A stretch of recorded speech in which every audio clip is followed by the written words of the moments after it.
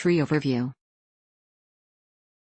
The tree growth habit is an evolutionary adaptation found in different groups of plants. By growing taller, trees are able to compete better for sunlight. Trees tend to be tall and long-lived, some reaching several thousand years old. Several trees are among the oldest organisms now living.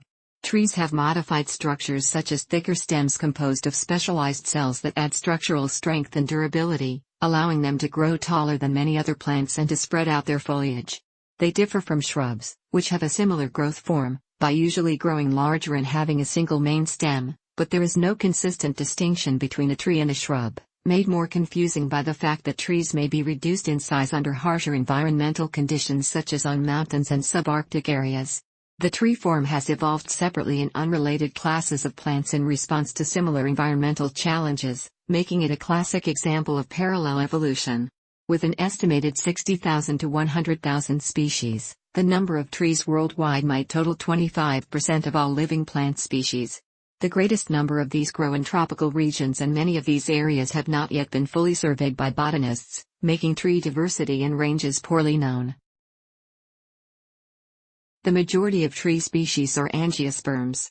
There are about 1,000 species of gymnosperm trees, including conifers, cycads, ginkgophytes and tills. They produce seeds which are not enclosed in fruits, but in open structures such as pine cones, and many have tough waxy leaves, such as pine needles. Most angiosperm trees are eudicots, the true dicotyledons, so named because the seeds contain two cotyledons or seed leaves. There are also some trees among the old lineages of flowering plants called basal angiosperms or paleodicots. These include umbrella, magnolia, nutmeg and avocado, while trees such as bamboo, palms and bananas are monocots. Wood gives structural strength to the trunk of most types of tree. This supports the plant as it grows larger. The vascular system of trees allows water, nutrients and other chemicals to be distributed around the plant, and without it trees would not be able to grow as large as they do. Trees, as relatively tall plants, need to draw water up the stem through the xylem from the roots by the suction produced as water evaporates from the leaves. If insufficient water is available, the leaves will die.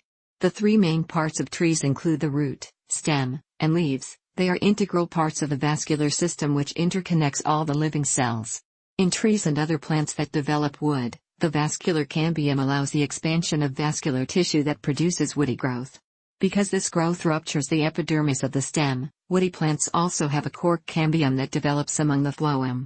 The cork cambium gives rise to thickened cork cells to protect the surface of the plant and reduce water loss. Both the production of wood and the production of cork are forms of secondary growth. Trees are either evergreen, having foliage that persists and remains green throughout the year, or deciduous, shedding their leaves at the end of the growing season and then having a dormant period without foliage.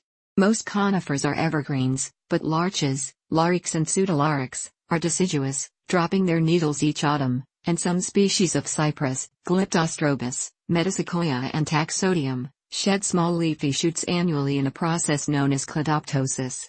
The crown is a name for the spreading top of a tree including the branches and leaves, while the uppermost layer in a forest, formed by the crowns of the trees, is known as the canopy. A sapling is a young tree. Many tall palms are herbaceous monocots. These do not undergo secondary growth and never produce wood. In many tall palms, the terminal bud on the main stem is the only one to develop, so they have unbranched trunks with large spirally arranged leaves.